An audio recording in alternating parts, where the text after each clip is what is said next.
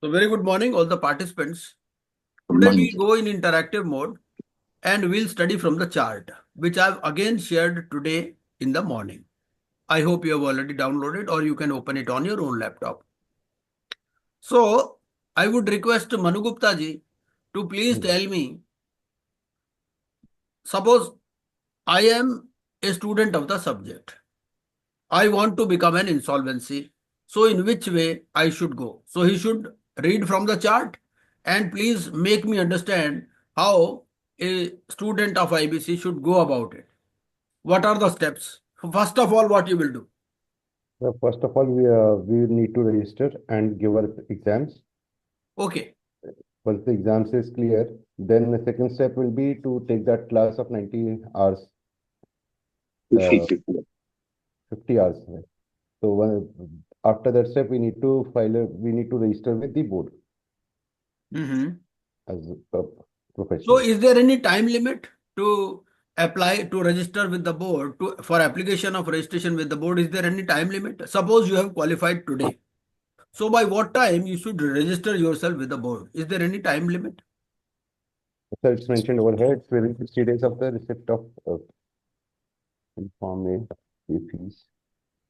Nahi, suppose you have cleared the exam today. So you will get a Yes, sir. provisional mark sheet. So Right, sir. now my question is, within how much time I should apply to the board for registration? This is my question. Within 1 year, sir. Yes, within 12 months. So the wording used is within 12 months Well, of the date for date of application. So this is the first thing. What is the form number? Form number Form, in which I have to register? Form A, Form A. What is the processing fees?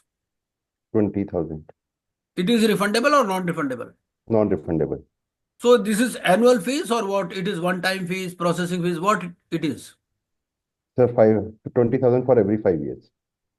No, no, On no. This is actually, this is non-refund. the fees for processing of your application. So this Okay. fees is separate from the annual fees you have to pay every 5 years. Okay. This is non-refundable. So it is in the nature of a processing fees. Even if registration is not granted to you, the question is whether they will refund you this fees. The answer is no. It is a non-refundable fees. Suppose somebody is found ineligible, say because of integrity issues, because of credit worthiness issues, because some court cases are pending. So the question is whether in that scenario the board will refund you the fees. The answer is no. The application has to be in form a non-refundable fees of 20,000 rupees. And whether time is there for the board to grant you registration, Yes, sir, 60 days. 60 days. Suppose board finds that there are certain objections. So then what they will do? Sir, they should. You have filed an application, but the board feels that there is some clarity required or there are some issues for which they need to communicate with you. So what is the time period for such communication? Yes, 15 days. Board may reject and give opportunity to her. IP needs to revert in 15 days. 15 days, sir.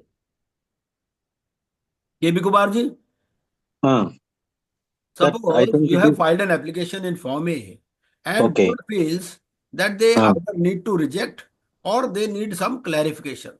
So is there any time limit for getting in touch with you? yes, sir. What is the time limit? 30 days, sir. 30 days?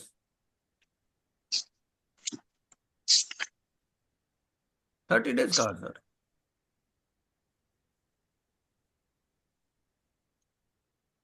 So 15 days में opportunity to हुआ है to be heard और 30 days में final decision है.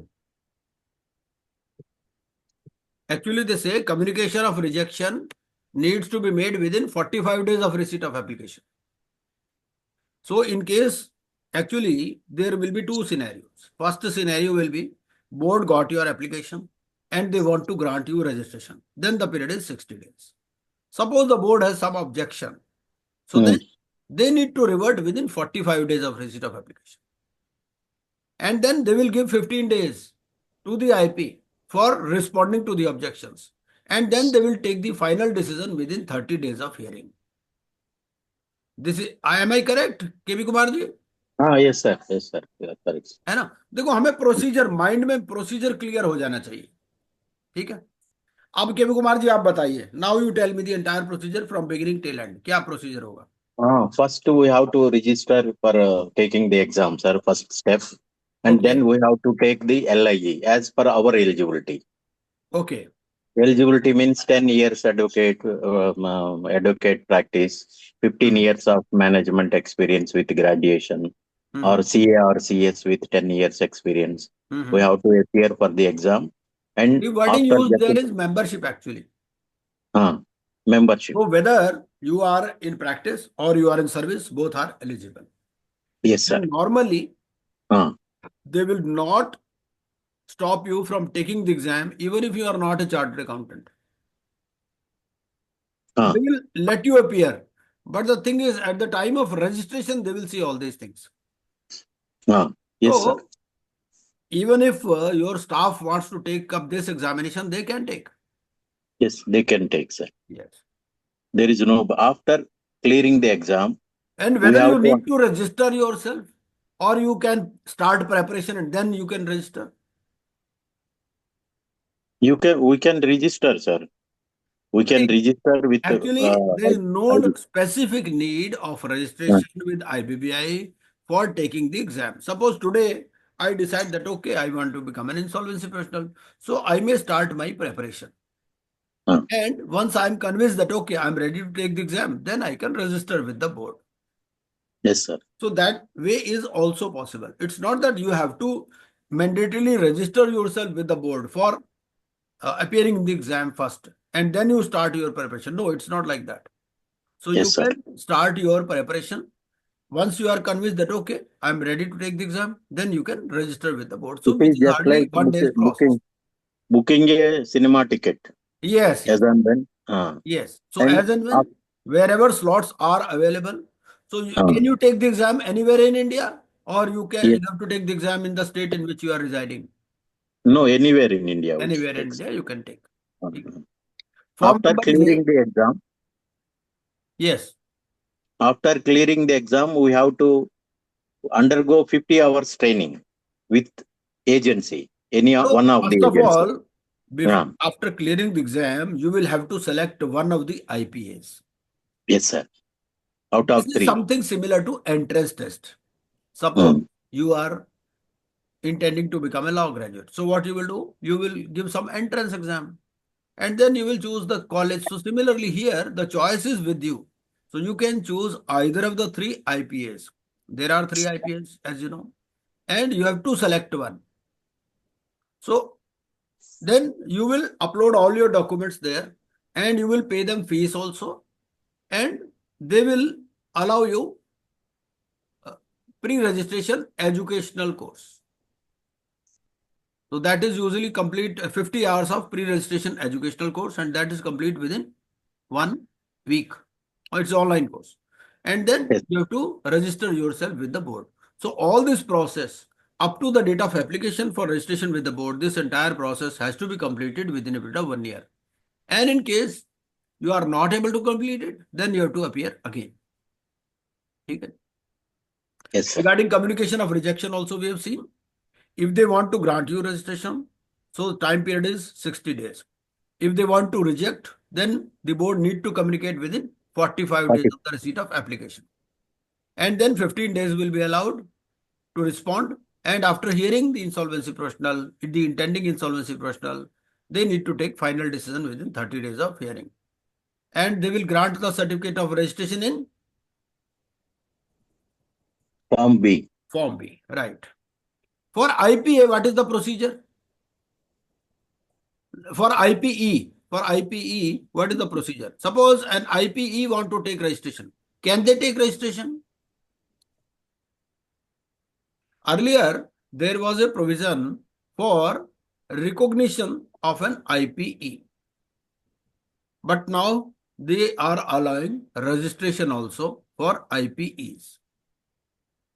So what is the form? for registration as an IPE?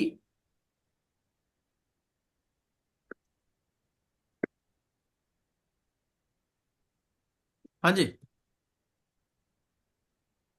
I hope you are having copy of the book. Book है ना हाँ, आपके yes पास? sir, हाँ हाँ. तो फॉर्म डबल ए देखिए एक बार जरा. Form double A. Hmm. Insolvency professionals का जो रेगुलेशंस है उसमें फॉर्म डबल ए. हाँ. Company eligible for registration as an insolvency professional agency, not IPE ना. हाँ, नहीं IPE के लिए कौन सा फॉर्म है? IPE के लिए double A है सर. डबल ए, वही तो कह रहा हूँ ना. हाँ, हाँ. IPE के लिए डबल ए, ठीक है. हाँ, IPE की बात कर. Now what is the fees? What is the fees? 2 lakhs. Okay.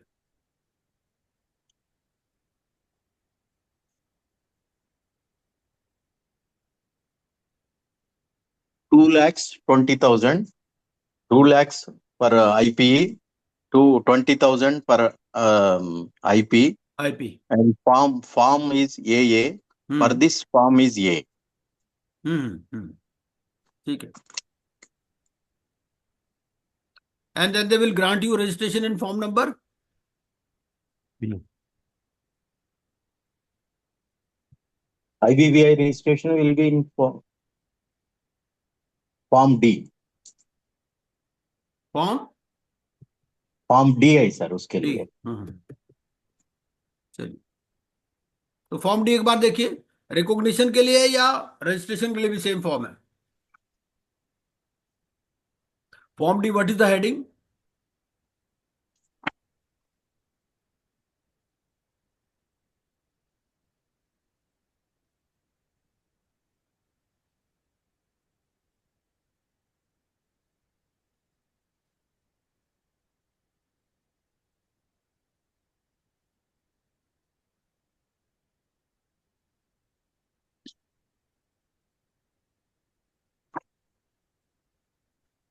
Form D में what is the heading?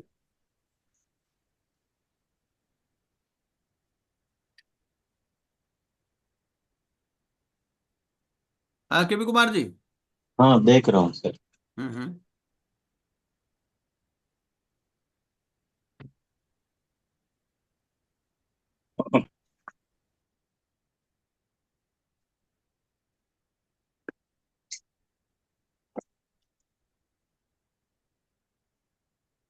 Certificate of recognition. हाँ. तो certificate of registration, whether there is any separate form for certificate of registration और it is certificate of registration oblique recognition.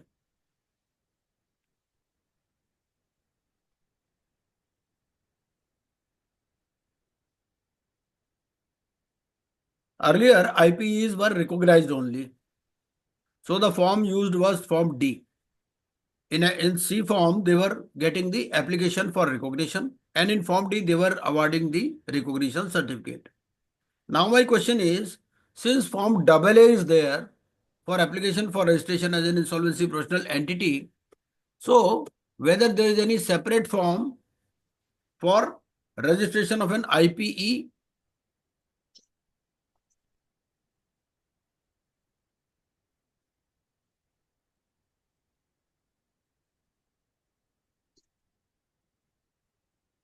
या form B के अंदर ही आ जाएगा वो?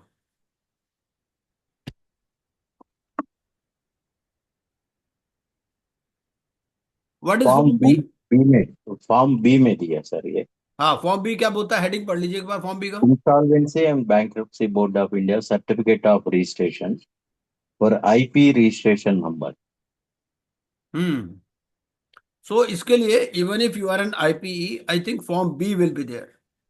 So हाँ. my question is, you are an insolvency professional entity, because हाँ. the concept is of insolvency professional only. Yes sir. There is no amendment in the code. Code में तो कोई amendment हुआ ही नहीं after 2021. The last amendment in the code was done in August 2021. And at that time, there was a provision for recognition only of insolvency professional entities. There was no concept of registration of IPEs at that point of time. Yes sir. So what they did, In the code, they have not used the word insolvency professional entity. They have used the word insolvency professional only. And they have covered both individual insolvency professionals and insolvency professional entities under the concept of insolvency professional. इस तरह से किया है.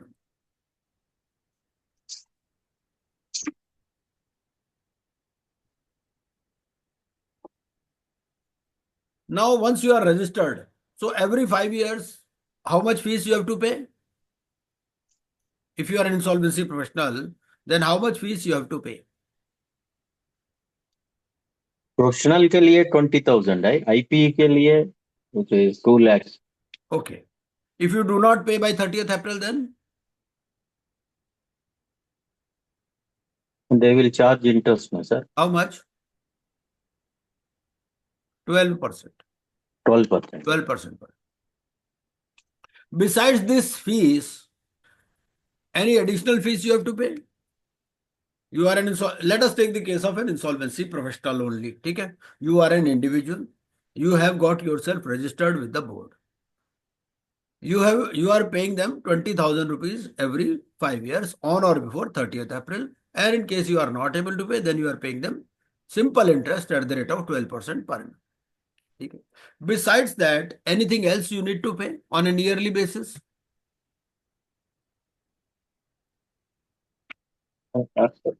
Regulatory fees पे करना पड़ता है ना सर, 1%. Right. तो आपको क्या है, ये फॉर्म ई है. Form E is there. You have to pay the board a fee calculated at the rate of 1% of professional fees earned. ठीक है, in form E for the preceding financial year on or before 30th April. ठीक है. So one is 20,000 every 5 years, and then 1% of professional fees in form E for the preceding financial year on or before 30th April. Regarding record keeping, record keeping के लिए minimum provision कितना है? कितने साल के records आपको रखने हैं? Physical and electronic? 3 years, no, sir. 3 years. 3 years is the physical copies and 8 years electronic copies. Suppose you are not a citizen of India, so whether they will grant you registration? So what is the route available with you?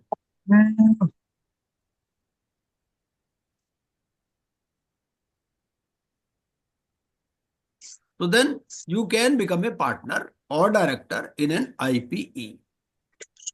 So if you become a partner or director in IPE, even if you are not a citizen of India, they will grant you registration. You will become a part of IPE and then you can render the services.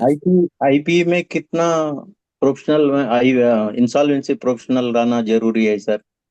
IPE में बोलता है more than 50%. More than 50%. Yes. More than 50%. So minority could be other than insolvency professionals. Yes.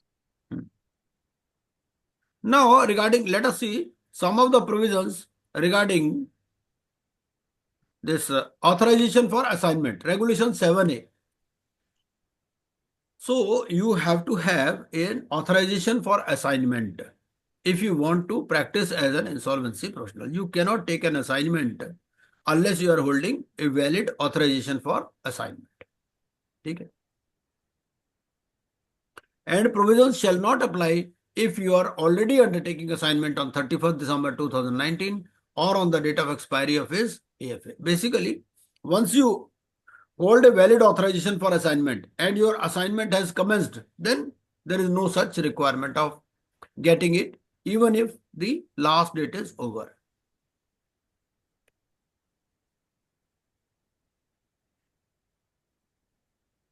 So board may reject and give an opportunity to be heard, and IP needs to revert within 15 days of such communication. ठीक है, ये हो गया. Now suppose you want to surrender your authorization for assignment. So Regulation 10 is taking care of that scenario, that in case you have obtained an authorization for assignment and you want to surrender it. This authorization for assignment has to be applied to the board or to the IPA? IPA will issue a authorization for assignment. And whether IPA will inform the board also? Yes. Through Yes. IPA, you have to inform to board, So IPA will inform just to the like board college and university. within 1 working day of taking such action. All the work relating to AFA, whether they want to issue an AFA, whether they want to renew an AFA, suspension, cancellation, revocation of this suspension, accepting surrender. So all these things will be done through IPA only. And IPA will inform within 1 working day of taking any such action. So suppose IPA grants you registration, so within 1 working day, they will inform the board. Okay. Now suppose the IPA or the board, they want to issue you a show cause notice. Whether show cause notice can be issued by the board or it can be issued by IPA also. IPA can issue show cause notice, sir. It is primary regulator of insolvency professionals. Right. So, show cause notice has to be served at the IP address provided by him or the IPA through registered post with acknowledgement. Just a minute.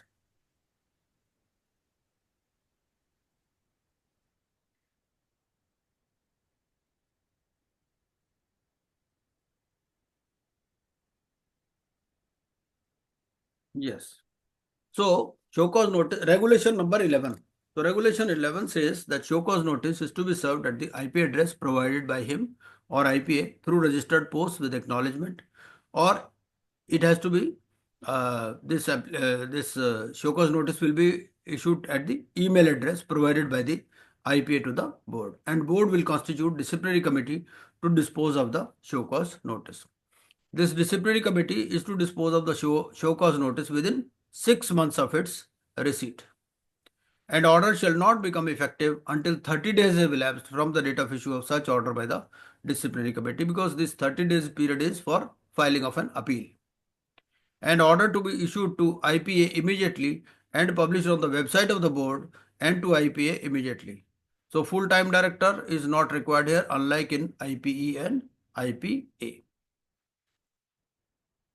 Now section 201. Section 201 says that if an IPA wants to apply to the board, so if the IPA wants to apply to the board, then the board will acknowledge the application within a period of 7 days. And the eligibility for IPA, it has to be a company registered under section 8. It has to be a section 8 company. Its sole purpose should be to carry out the functions of IPA.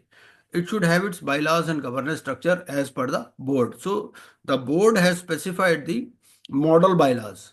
So the bylaws of the IPA have to be in consonance with the model bylaws, which are issued by the board. There is a stipulation regarding minimum net worth and paid up capital. So minimum net worth should be 10 crores minimum and paid up capital should be 5 crores. It should not be under the control of person resident outside India. Not more than 49% of its shares capital should be held directly or indirectly by persons resident outside India. It should not be a subsidiary of a corporate body through more than one layer, and applicant, promoters, directors, shareholders, they should be fit and proper persons. Okay? Now, what is the meaning of fit and proper? The meaning of fit and proper is including but not limited to integrity, reputation and character, absence of conviction and restraint order, then competence including financial solvency and net worth. So these are the conditions. Then there is stipulation regarding holding also. So no, it says no person jointly or individually, directly or indirectly, can hold more than 5% of the paid up capital or voting power of the IPA. Okay. And in case a person wants to hold more than 10% of share capital other than a statutory body, then it has to seek prior approval of the board. So regulation 3, sub-regulation 2 is there. It says no person jointly or individually, directly or indirectly can hold more than 5% of the paid up share capital of the IPA. Then 15%. In certain cases, they can hold up to 15%. If you are a stock exchange, depository, banking company, insurance company, public financial institution, multilateral financial institutions. And if you are a central government, state government, or a statutory regulator, then there is no limit. You can hold even up to 100% of the capital. There are stipulations regarding governing board of the IPA also. So, more than 50% of the directors shall be independent directors. There is a requirement of minimum one independent director to do the meeting. Independent director shall be the chairperson of the board, and more than half shall be the persons resident in India, and not more than 1/4 shall be IPs. So it says if you are an IPA, then not more than 25% should be the insolvency professionals. Application for registration and renewal of IPA. Eligible company to make application in Form A with a non-refundable fees of 10 lakhs. And for renewal, it is 5 lakhs.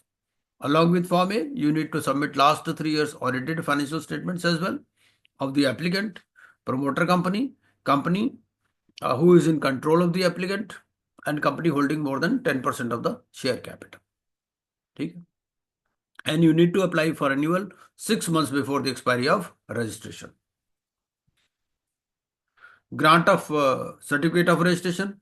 If board is satisfied that the IPA is eligible, then it will grant a certificate of registration or renewal in Form B. It should be eligible under Regulation 3A. Regulation 3A we have already seen.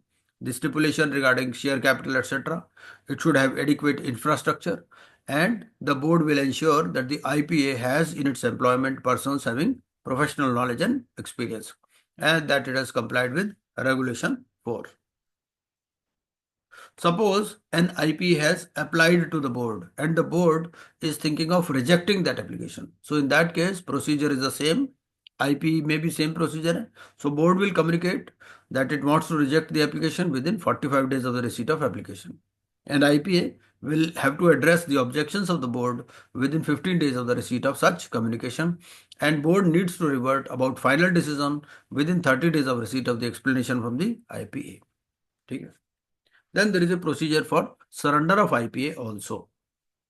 So board will publish the notice of surrender on its website within 7 days, and it will invite objections, because as of date there are only 3 insolvency professional agencies, and the objection need to be submitted within 14 days of such publication, and board needs to approve application by IPA within 30 days of the receipt of objections, and board shall publish on its website that the registration has been surrendered for the said IPA.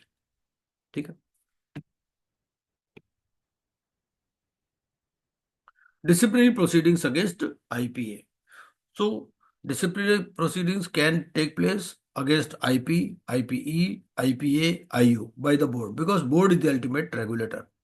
So what it will do, it will issue the show cause notice to be served at IPA registered office through registered post or at the email address provided by the IPA to the board. And board will constitute disciplinary committee to dispose of the show cause notice. Okay. Disciplinary committee to dispose of the show cause notice within 6 months of its receipt, and order shall not become effective until 30 days have elapsed. And order to be issued to IPA immediately and published on the website of the board. Only whole-time member of the board can pass this order. Appeal. So IPA can appeal within 30 days of the receipt of such order to NCLAT. Now suppose a registration application of an insolvency professional has been rejected. Okay. In case of IPA, appeal has to be made to the NCLAT. But suppose the registration application of an insolvency professional has been rejected, then whether there is any provision for appeal and where they have to appeal. So in that case, there is a procedure. So they have to appeal to the membership committee. So there is a membership committee of the IPA. So they have to appeal there. Now, we have already seen that the bylaws of the IPA have to be in consonance with the model bylaws framed by the board. Now, suppose an IPA wants to amend the bylaws. So it can amend its bylaws with 75% of approval of the governing body. Okay.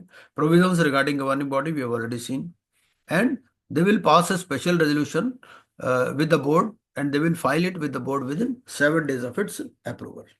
ठीक है.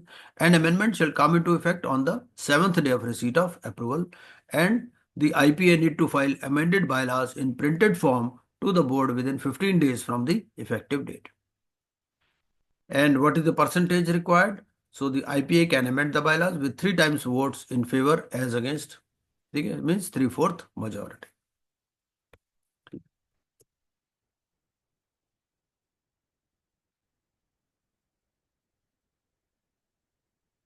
This provision we have already seen that IP has to pay fees, board fees calculated at the rate of 1% of the professional fees earned in Form E. ठीक है, ये हो गया. Now regarding information utility. Information utility के बारे में क्या है कि no person can function as IU without the certificate of registration by the board. ठीक है, and bylaws have to be in consistence with the board bylaws. For constituting an IU, it has to be a public company. IPA में क्या है? It has to be a Section 8 company. और IU के लिए क्या है? It has to be a public company. Sole purpose should be to provide support services under the regulations. Minimum net worth इसमें 50 करोड़ है. उसमें minimum net worth कितनी थी हमारी? मिनिमम नेटवर्थ थी 10 करोड़. ठीक है, और पेड अप कैपिटल थी इसमें 5 करोड़. यहां मिनिमम नेटवर्थ है 50 करोड़ आईयू के लिए. It should not be under the control of person resident outside India, and not more than 49% of its share capital or voting power should be held directly or indirectly by persons resident outside India. And the board will ensure that the applicant, promoters, directors, shareholders are fit and proper person. और fit and proper का criteria हमें दे ही रखा है. क्या है? Including but not limited to integrity, reputation, character, absence of conviction and restraint order, and competence including financial solvency and net worth. ठीक है, तो आयु के केस में किनका देखेंगे? ये देखेंगे जो भी उसके शेयर होल्डर्स हैं, जो प्रमोटर्स हैं, उनके बारे में क्राइटेरिया देखेंगे. ठीक है. No person, jointly or individually, directly or indirectly, can hold more than 10% of the paid up capital or voting power of IU. ठीक है, वहां पर कितना था? 15% था सर्टेन केसेस में. यहां पर कितना है? यहां पर है 25%. कौन होल्ड कर सकते हैं up to 25%? Government company, stock exchange, depository, bank, insurance company, public financial institution. Following can hold up to 100%. Central government, state government or statutory regulator. ठीक है. Then there are provisions regarding governing board of the IU. Governing board में क्या है कि more than 50% of the directors shall be independent directors. Minimum one independent director will be able to do the meeting, and independent director shall be the chairperson of the board. ठीक है. Application to be given to the board in Form A with a non-refundable fees of 10 lakhs. ठीक है. So this is the fees for registration as well as in case of renewal. वहां पर IPA के case में क्या है? Registration के लिए 10 lakhs है और रिन्यूअल के लिए आपकी है 5 lakhs. ठीक है. Then annual fees at the rate of 10% of turnover. ठीक है. IP के केस में कितना था? 1%. और इसमें IU के केस में कितना है? They have to give 10% of the turnover as fees to the board. Regulation number 6.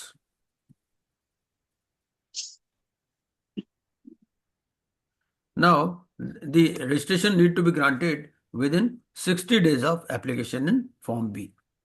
ठीक है. Then you need to pay registration or renewal fees of 1 crore within 15 days of issue of the certificate of registration or renewal. ठीक है. वो जो 10 lakhs की fees थी आपकी, वो नॉन रिफंडेबल फीस है. That is in the nature of processing fees. ठीक है.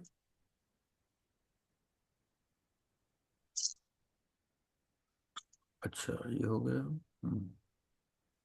And certificate is valid for 5 years from the date of issue. ठीक है.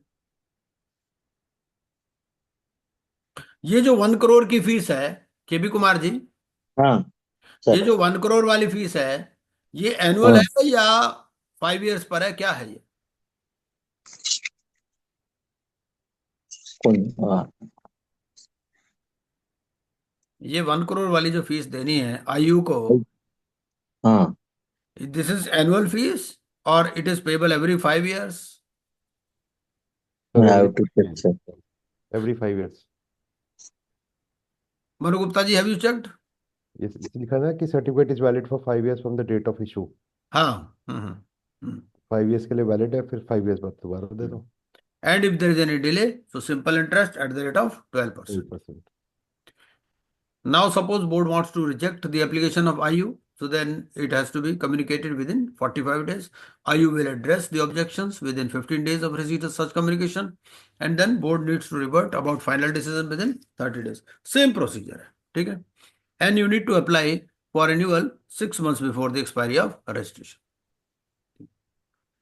In certain cases, you have to seek prior approval of the board. ठीक है? If a person wants to hold more than 5% of the share capital, if there is a change in control, there is merger and acquisition, there is sale or disposal of whole or major part of its undertaking, there is a case of voluntary liquidation or discontinuance of business by the IU. So in that case, they have to seek prior approval of the board.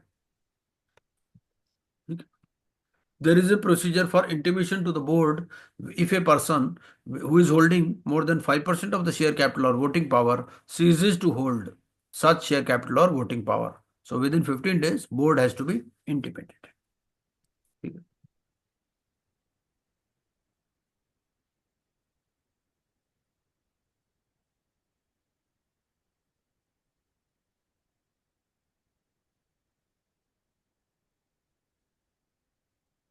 There is a procedure for in principle approval also. So what is in principle approval? So there is a procedure for in principle approval of the IPA as well as the board. Suppose IPA wants to get an in principle approval. So in principle approval means without actually forming the IPA, they want to first get the nod of the IBBI, that in case they apply, whether they will be able to get the registration. So in that case, application has to be made with non-refundable fees of 10 lakhs. So they may apply, and if board is satisfied that the applicant is fit and proper person, so proposed company may meet all requirements, they may grant this in principle approval for a period of 1 year. Similarly, in case of IU also, in principle approval application can be made. Okay? And this in principle approval will be granted for a period of 1 year. Amendment of IPS we have already seen. Similarly, there is a procedure for amendment of the bylaws of the IU also. So exactly same is the procedure. Okay. So they can amend with 75% of the approval of the governing body. A resolution to this effect has to be filed with the board within 7 days of its approval, and amendment shall come into effect on 7th day of receipt of approval, and they need to file the amended bylaws in printed form to the board within 15 days from the effective date. Okay.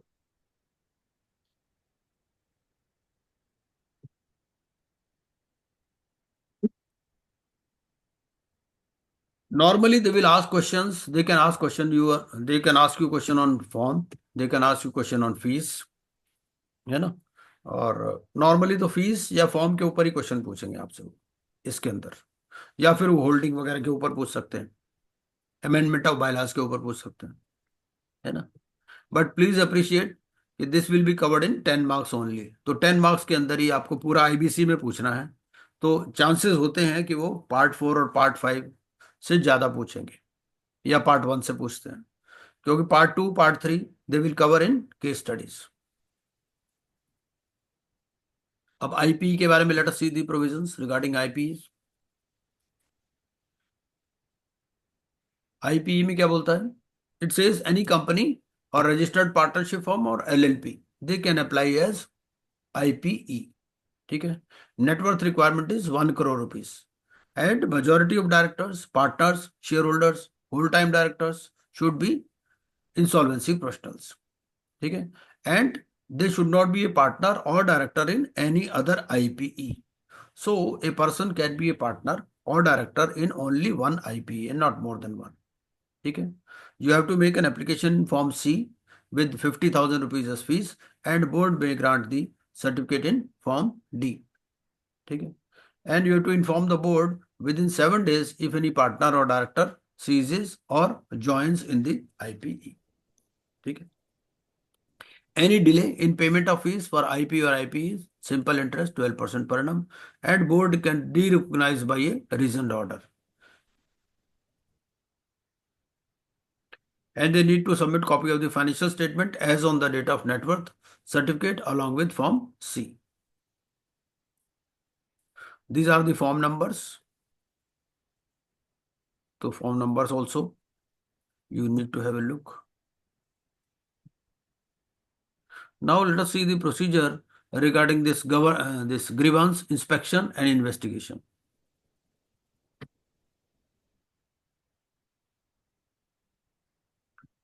Okay. So let us first understand what is the basic difference between grievance and complaint. So grievance means that there is a suffering by the stakeholder, and complaint means there is a contravention. Then the person making the complaint need not make out a case for his suffering. So he will simply say that there is a contravention of law. So in that case, complaint can be filed. And if there is a suffering to somebody, then he can file a grievance. Okay. So cause of action in case of grievance is suffering, and in case of complaint, it is contravention of law. In case of filing of grievance, there is no fees, but in case of filing of a complaint, it is 2,500 rupees. There is no particular form for filing a grievance, but there is a Form A for filing a complaint. Timeline is within 45 days of the cause of action, they have to process the grievance or complaint. Okay? But there could be a delay up to 30 days. Mode of filing is online or by post or by hand. Disposal has to be within 30 days of the receipt of such complaint or grievance. Okay? Whether the complainants can request to the board for review, this is not applicable in case of grievance, but in case of complaint, this review petition can be filed within 30 days of the disposal of the application. And board will dispose of the review application within 30 days of the request for review. So what is the effect of a filing of an application for grievance? So direction will be given to the service provider for redressal of the grievance. And in case of a complaint, the board may order inspection or investigation, or it may issue a show cause notice. Now let us see.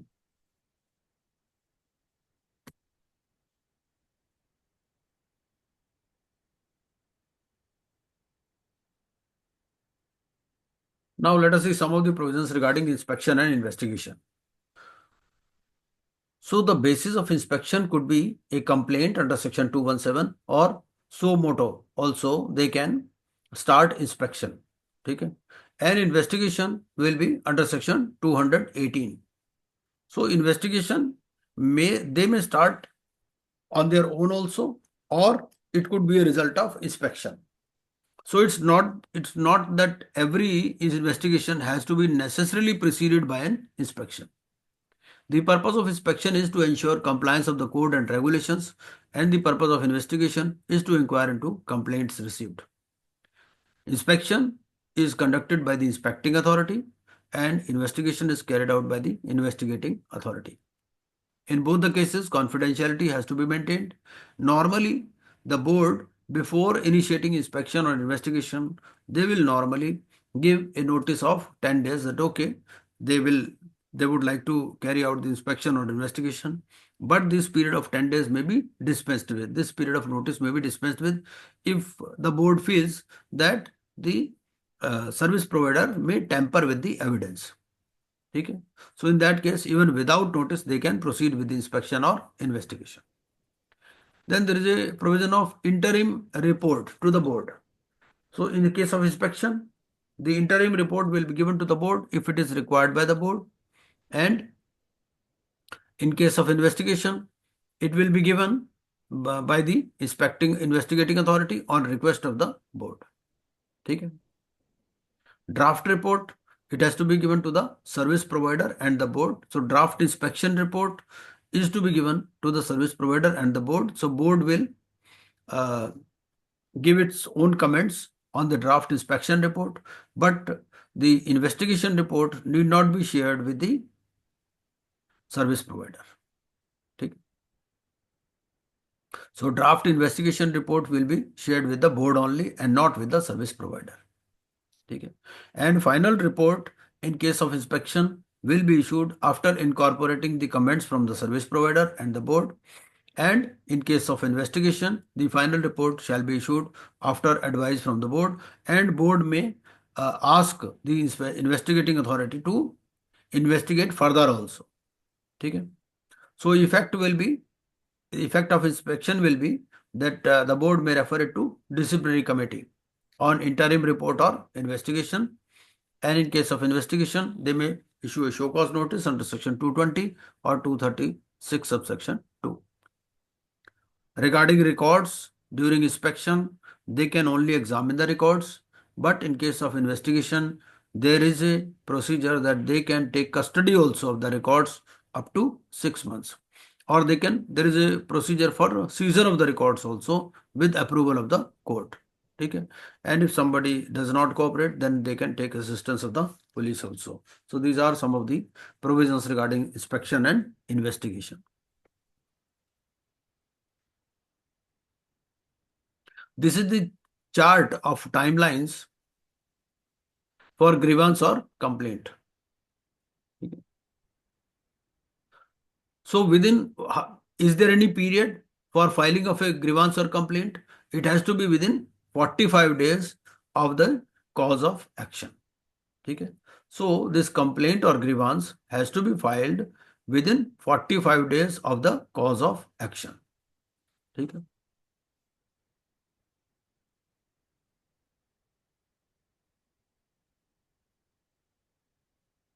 Then once a complaint or grievance is received, then the board may seek information from the aggrieved party or the service provider. Okay? And information to be provided within 7 days. Disposal by board will be made within 30 days, and there may be request for review within 30 days in case of complaint only. And disposal of review in case of complaint will be within 30 days.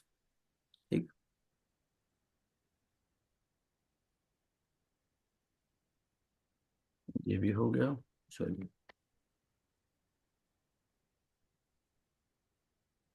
Let us see some of the provisions regarding this voting also. So on section 12A application, the voting has to be 90%.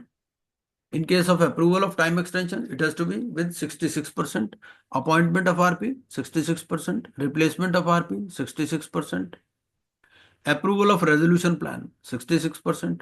Decision to liquidate the CD, 66%. Approval of COC for certain actions, 66%. All other decisions, 51%. Fast track extension, 75%. And replacement of bankruptcy trustee by COC, 75%. And in case approval of repayment plan, more than 75%.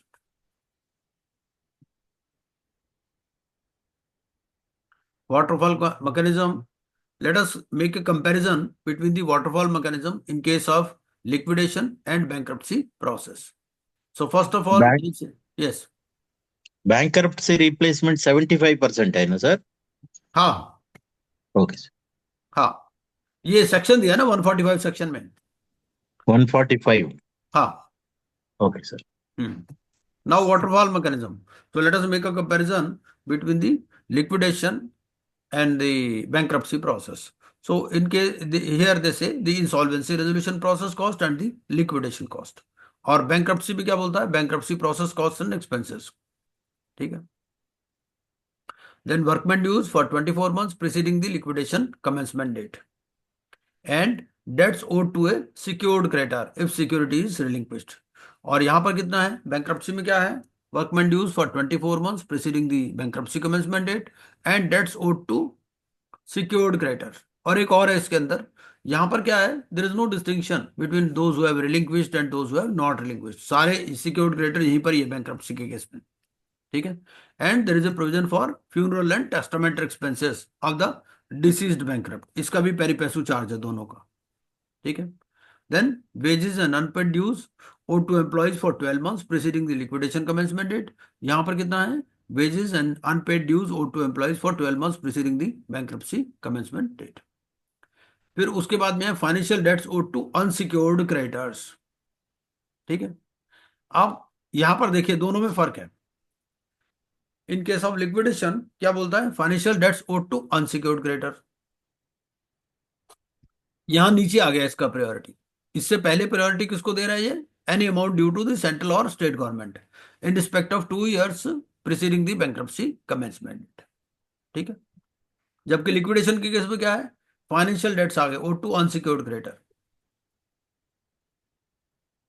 उसके बाद में अगला amount due to central government state government हो गया। Then debts owed to secured creditor for any amount unpaid following the enforcement of security interest.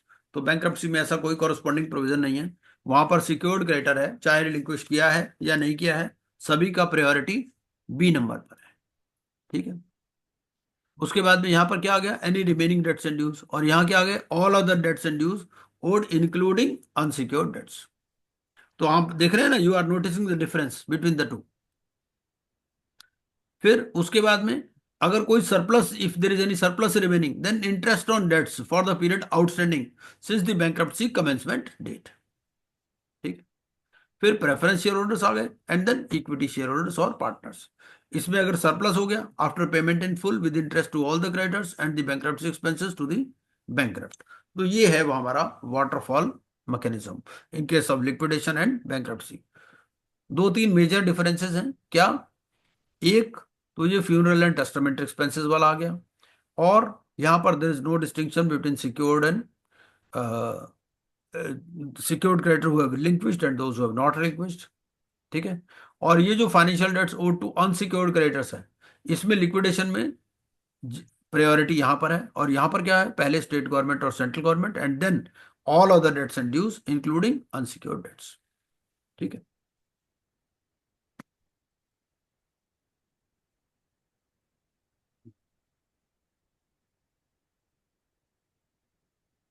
Now regarding this, adjudicating authority will pass an order, ये तो हमने कर ही लिया वैसे, है ना, this we did not repeat. Penalty in case of individual insolvency, ये पेनल्टी के लिए चार्ट है। ठीक है।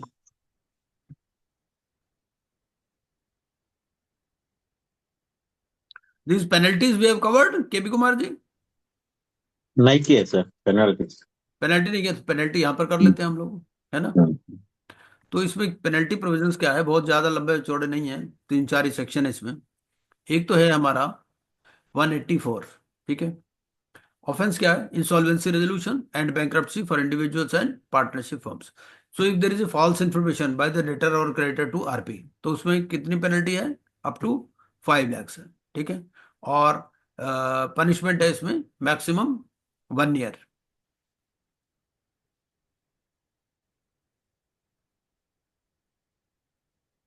अच्छा, suppose A creditor promises to vote in favor of the repayment plan dishonestly by accepting money, property or security from the debtor। तो उस केस में what ever money is accepting, तो उसका 3 times ऑफ सच मनी। ठीक है। और imprisonment maximum है 2 years की। ठीक है। और 5 lakhs where the value is not ascertainable. ठीक है। या बोथ है, बोथ लिखा ना, बोथ में यस और नो और। ठीक है। चलिए,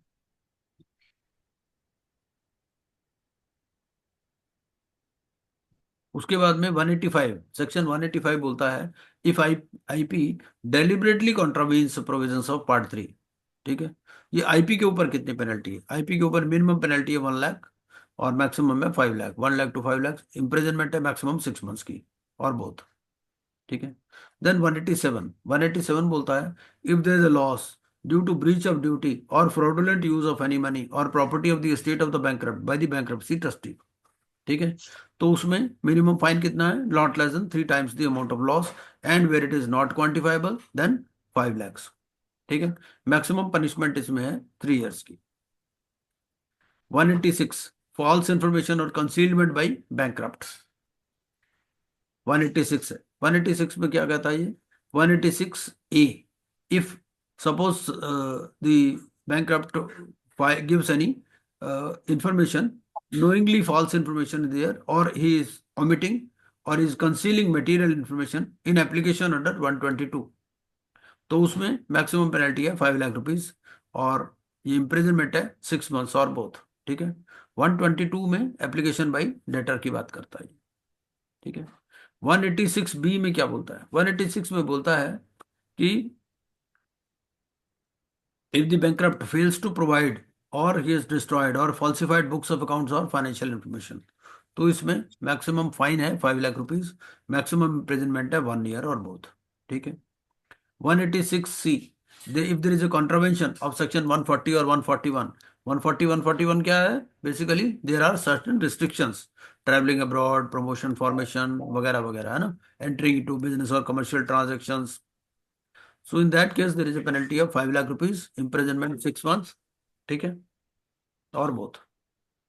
186D, if he fails to deliver possession of any property under section 156, ठीक है, तो उसमें क्या है?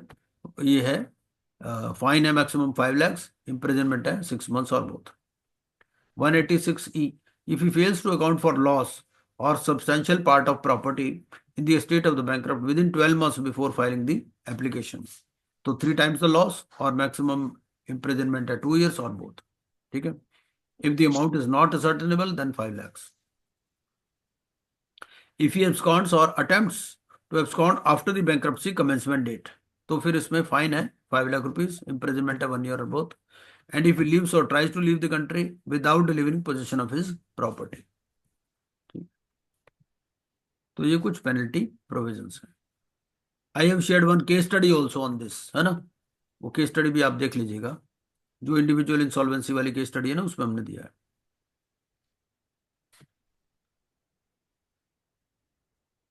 These are the penalties in case of part 2, ये पार्ट 2 वाली पेनल्टीज है। ठीक है, ये पार्ट 2 वाली पेनल्टी तो हमने की थी मेरे हिसाब से, हाँ ये किया था सर। है ना। हाँ, तो एक बार इसको देख लीजिएगा। ये फिर उसका है, उसका आपका पीपीआईआरपी से रिलेटेड, पीपीआईआरपी वाला भी हमने कवर कर लिया मेरे हिसाब से, है ना।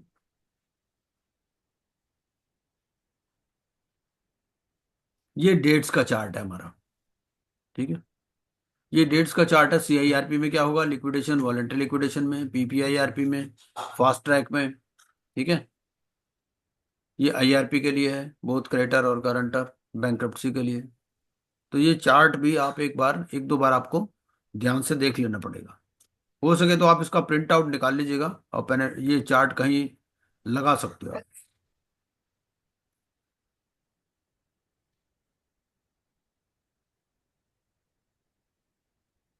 ये फिर हमारे ड्यूटी ऑफ आरपी, सीओसी और लिक्विडेटर। ठीक है, आईआरपी की ड्यूटीज क्या क्या है? ये आईआरपी की ड्यूटीज दे रखी हैं, फिर उसके नीचे हमने आरपी और आईआरपी की ड्यूटीज दे दी। ठीक है,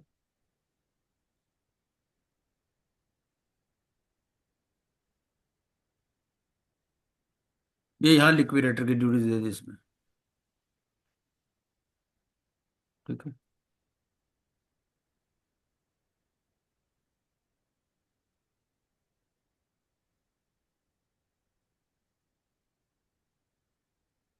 ये फिर है एडजुडिकेटिंग अथॉरिटीज।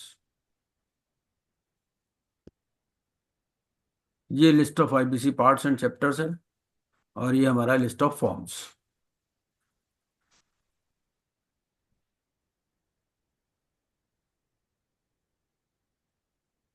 ये क्लेम फॉर्म्स है बेसिकली।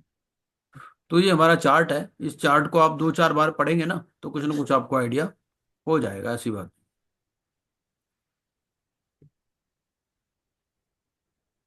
अब एक बार जरा हम रेगुलेशन से भी देख लेते हैं। Let me open that PPT, जो रेगुलेशंस वाली है।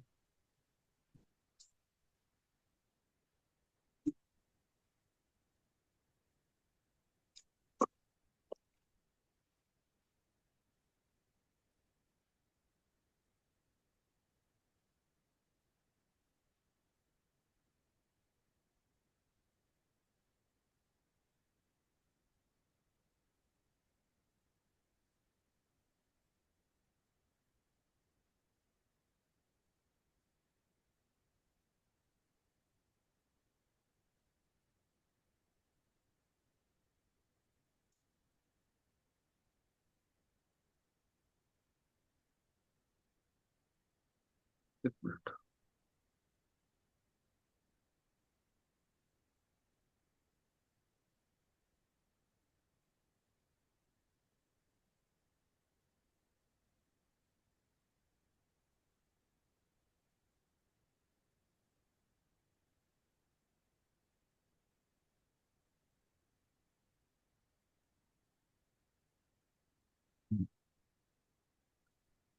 हाँ, ये नजर आ रहा होगा आपको मेरी पीपीटी। लेट अस सी इसमें कौन सा हमारा रह गया है, कुछ टूट गया है तो उसको कवर कर लेते हैं।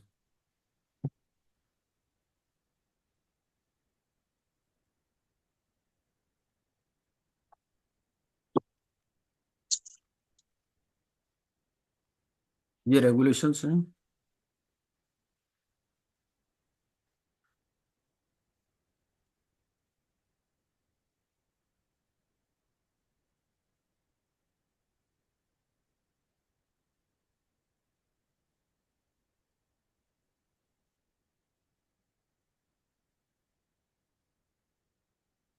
Now let us see this first schedule. This first schedule is also important.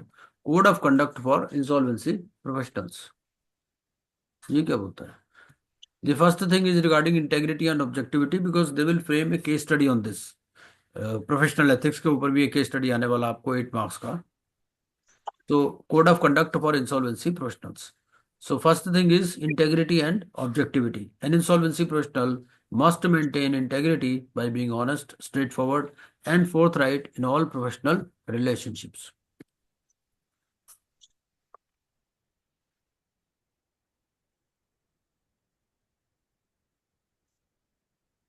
An insolvency professional must not misrepresent any facts or situations and should refrain from being involved in any action that would bring disrepute to the profession. An insolvency professional must act with objectivity in its professional dealings by ensuring that its decisions are made without the presence of any bias conflict. ठीक है? And he must disclose the conflict of interest, independence and impartiality.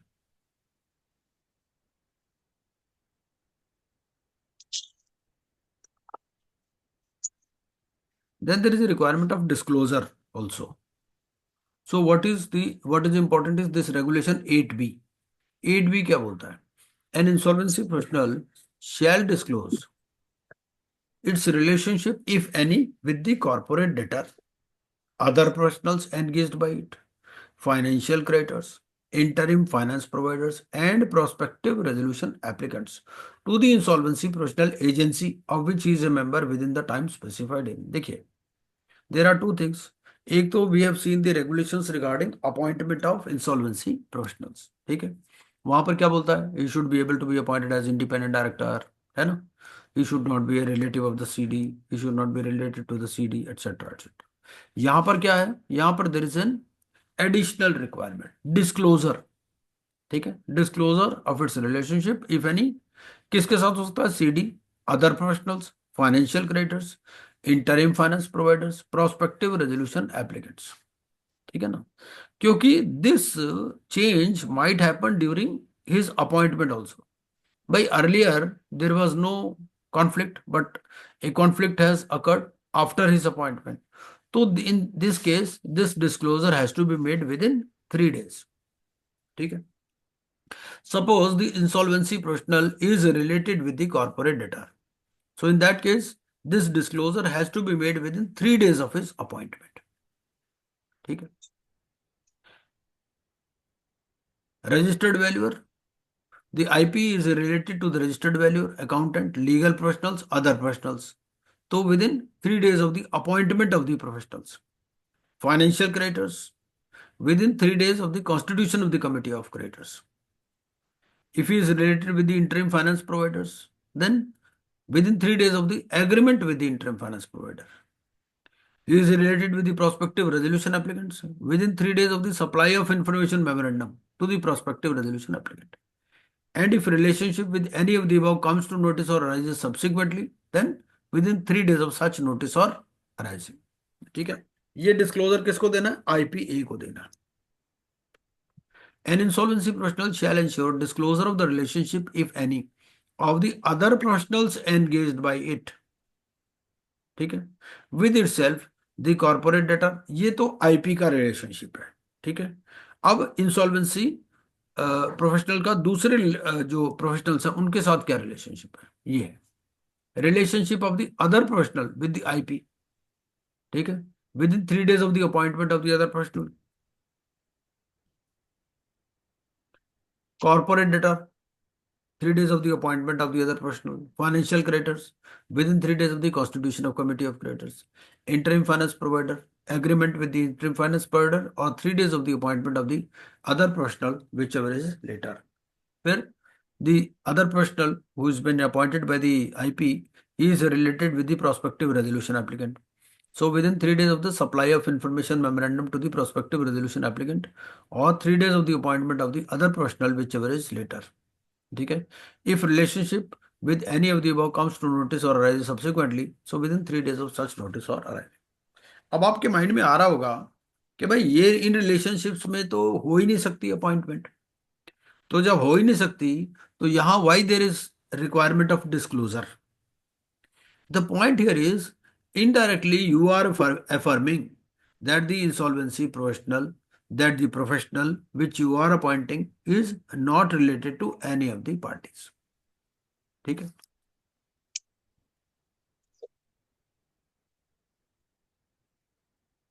यहां पर requirement किसके पास है? Basically IP के ऊपर है. ठीक है.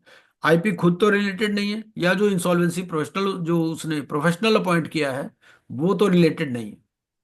ठीक है. क्योंकि जब आप अफर्म करते थे ना तो उससे क्या होगा, रिस्पॉन्सिबिलिटी आपकी आ गई. एक किस्म से एडिशनल डिस्क्लोजर हो गया. एक तो आपको form A, form double A, form 2 के अंदर है, और एक यहां पर भी डिस्क्लोजर हो गया कि भाई बाद में कोई अराइज हो गई तो बाद में भी बताओ, विद इन 3 डेज बताइए. ठीक है. For the purpose of clause 8B and 8C, relationship shall mean any one or more of the following 4 kinds of relationships at any time or during the 3 years preceding the appointment of other professionals. ठीक है. क्या क्या relationship है? Where the insolvency professional or the other professional, as the case may be, has derived 5% or more of its gross revenue in a year from the professional services to the related party. ठीक है. जो भी related party है उससे कितना revenue आया, 5% और more. Second, where the insolvency professional और the other professional as the case में b is a shareholder, director, KMP और partner of the related party. Where a relative, spouse, parents of spouse, sibling of self and spouse and children of the insolvency professional or the other professional as the case may be has a relationship of kind A or B with the related party. ठीक है. भाई आपकी firm का नहीं है लेकिन आपके spouse की फर्म है, आपके पेरेंट्स की फर्म है, तो उसमें भी ये डिस्क्लोजर देना पड़ेगा. ठीक है. Fourth is where the insolvency professional or the other professional, as the case may be, is a partner or director of a company, firm or LLP, such as an insolvency professional entity or registered valuer. The relationship of kind A, B, or C of every partner or director of such company, firm or LLP with the related party. तो इन सारी situations में relationship disclosure is required.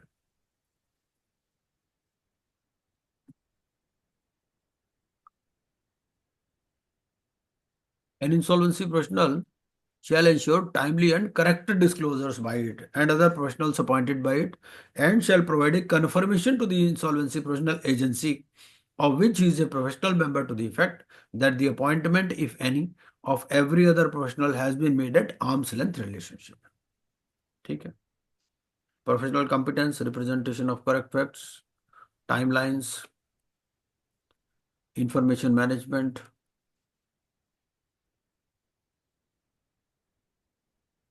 confidentiality, occupation employability, restrictions, remuneration and costs,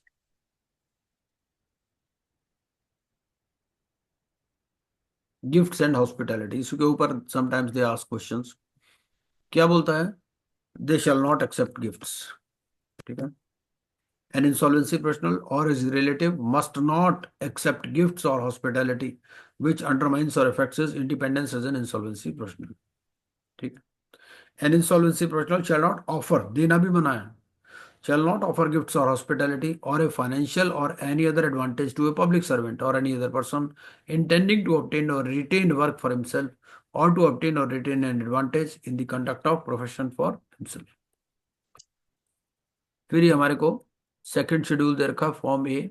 form A is for application for registration as an insolvency professional. ठीक.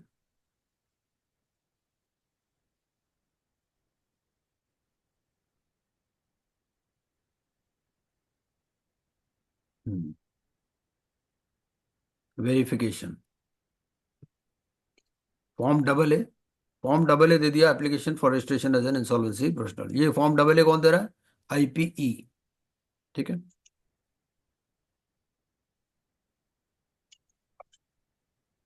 Form B हो गया आपका certificate of registration. Form C हो गया आपका application for recognition. Form D is insolvency professional entity recognition number. Form E है आपका annual statement of professional fees of insolvency professional, 11% जो आपको देना है। फॉर्म ई ए। फॉर्म ई ए क्या है? फॉर्म ई ए आपका स्टेटमेंट ऑफ फीस है।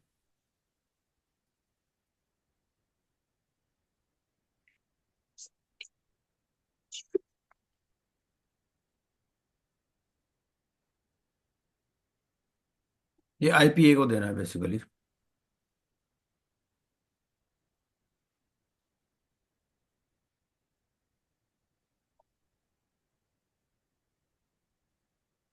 फॉर्म एफ है information of cessation or joining of a director or partner.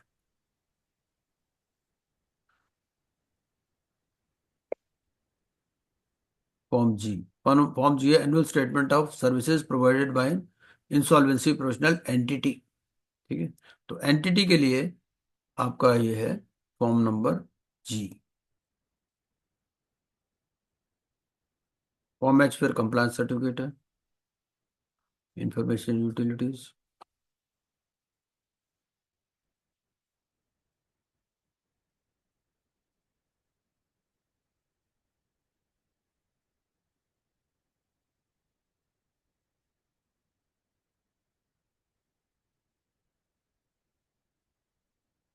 Now let us see some of these sections. Section 221, ये सेक्शन हमारा आपका है chapter 7 finance accounts and audit.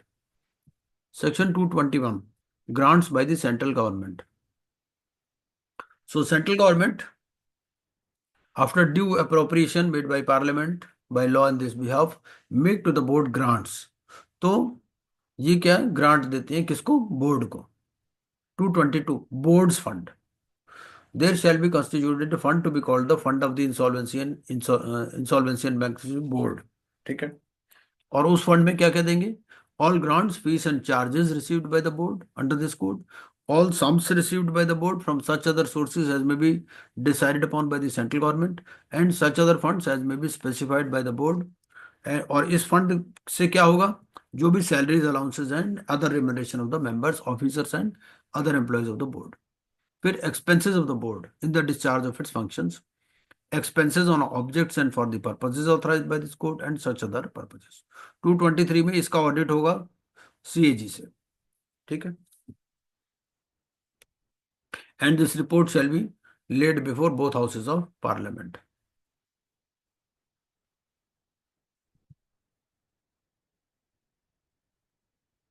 Part 5 में क्या है? Insolvency and bankruptcy fund.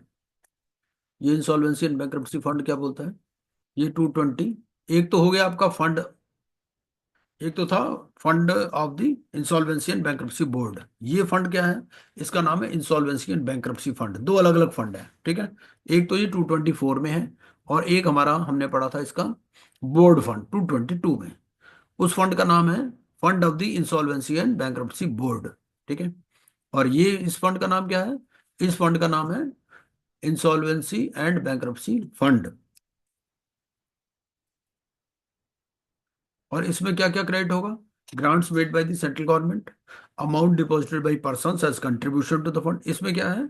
जो individuals हैं, companies हैं, they can also contribute. Amount received in the fund from any other source, interest और other income received out of investment made from the fund. A person who has contributed any amount to the fund may, in the event of proceedings initiated in respect of such person under this code before an adjudicating authority, make an application to such adjudicating authority for withdrawal of funds not exceeding the amount contributed by it। ठीक है। एक individual है, एक company है जिसने contribute किया था इस फंड में, अब उसकी खुद की इंसॉल्वेंसी शुरू हो गई तो वो एप्लीकेशन दे सकता है फॉर विड्रॉल। मैक्सिमम कितना, जितना उसने दिया था। और पर्पस भी है, for making payments to workman, protecting the assets of such persons, meeting the incidental cost during the proceedings और such other purposes may be prescribed. ठीक है।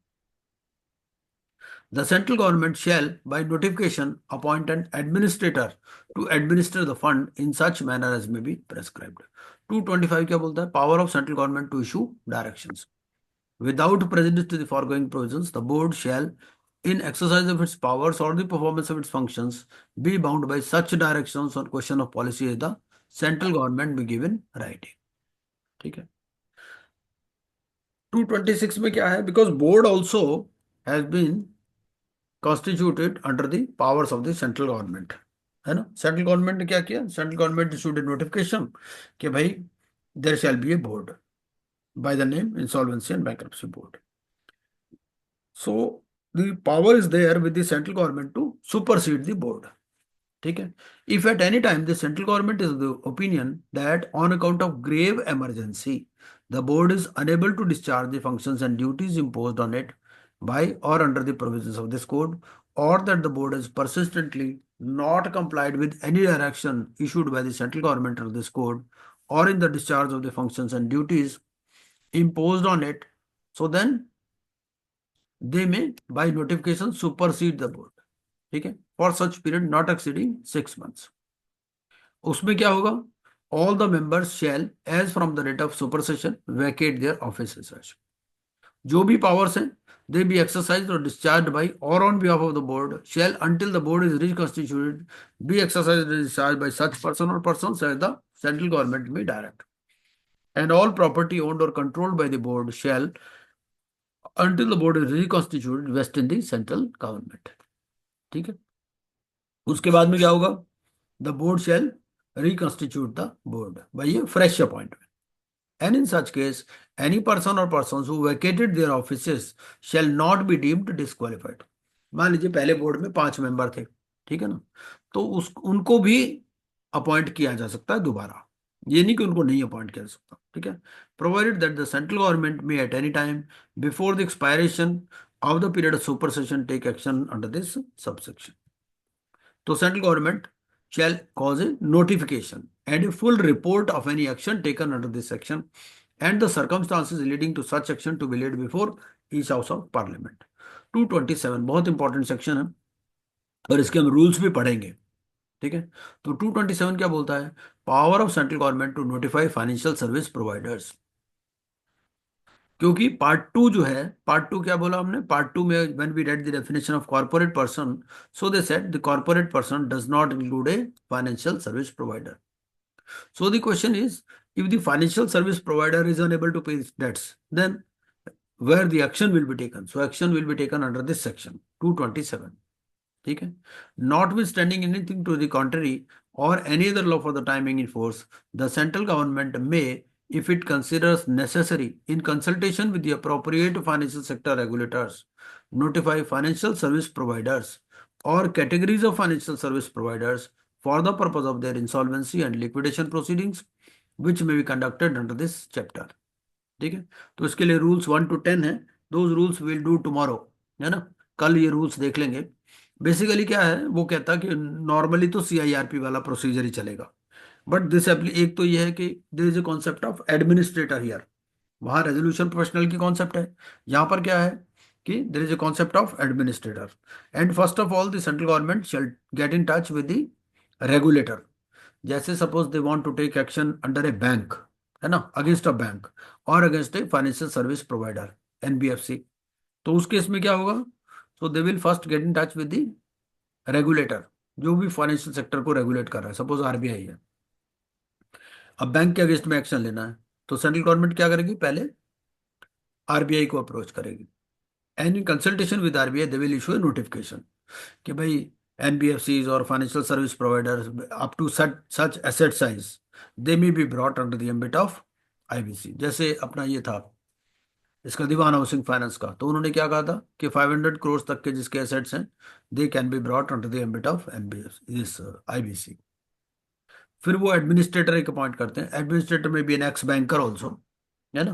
सो those rules and regulations we will see. 228 बोलता है budget, and I will share this rules also in the group. Budget क्या बोलता है? Board को अपना एक बजट पेश करना है। The board shall prepare in such form and such manner as may prescribe the budget showing the estimated receipts and expenditure. Annual report. Annual report के लिए फिर annual report rules हैं आपके. The board shall prepare in such form giving a full account of its activities. And copy of the receipt shall be laid before each house of parliament. Delegation. The board may by general or special order, subject if any, delegate such of its powers and functions except the powers under section 240.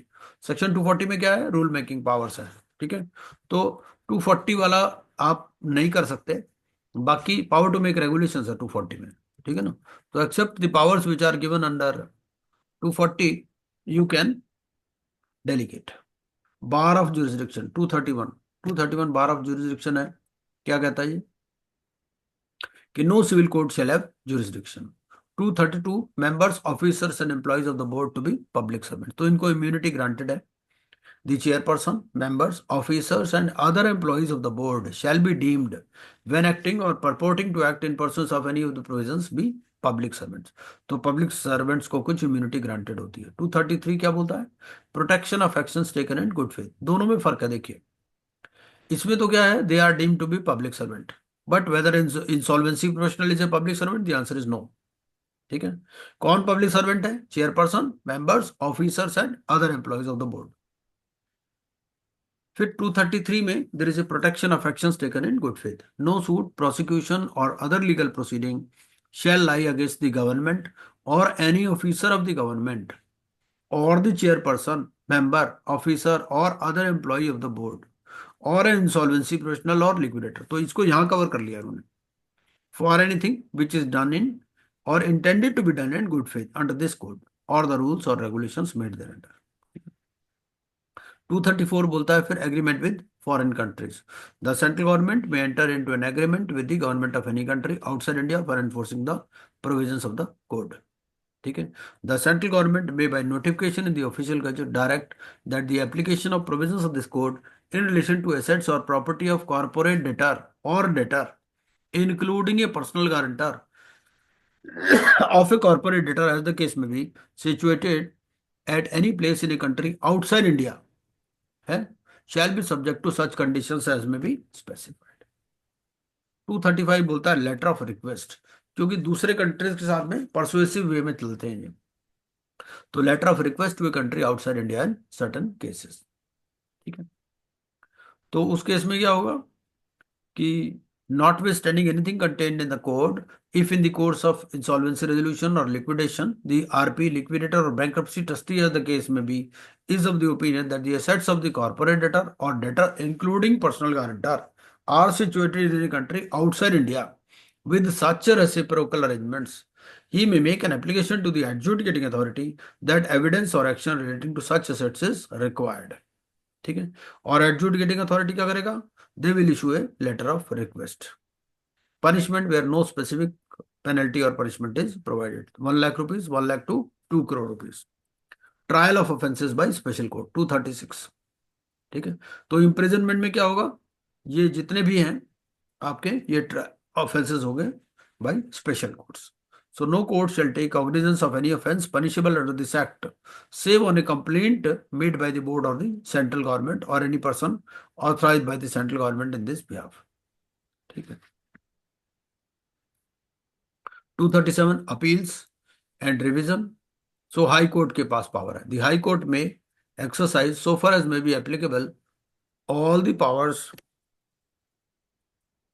conferred by chapter 29 or 30 of the code of criminal procedure on a high court as if a special court within the local jurisdiction। 238 provisions of this code to override other laws। 238A limitation act will apply। 239 में there is a power to make rules by central government और 240 में है फिर regulations by the board। ठीक है। फिर हमारा है 241 बोलता है 240 capital A application of this code to micro, small and medium enterprises।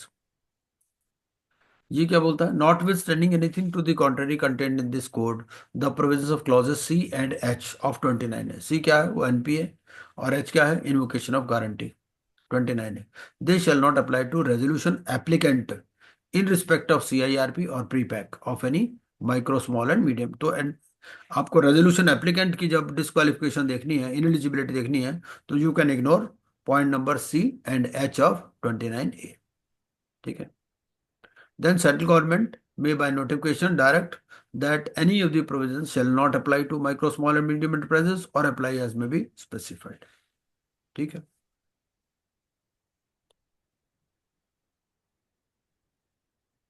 To 41 rules and regulations to be laid before parliament.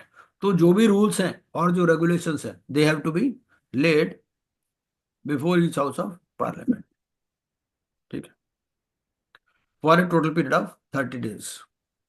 242 power to remove difficulties, ये अप टू 5 years तक applicable था, 5 years खत्म हो गए। ठीक है। 243 रिपील ऑफ सर्टेन एनैक्टमेंट्स।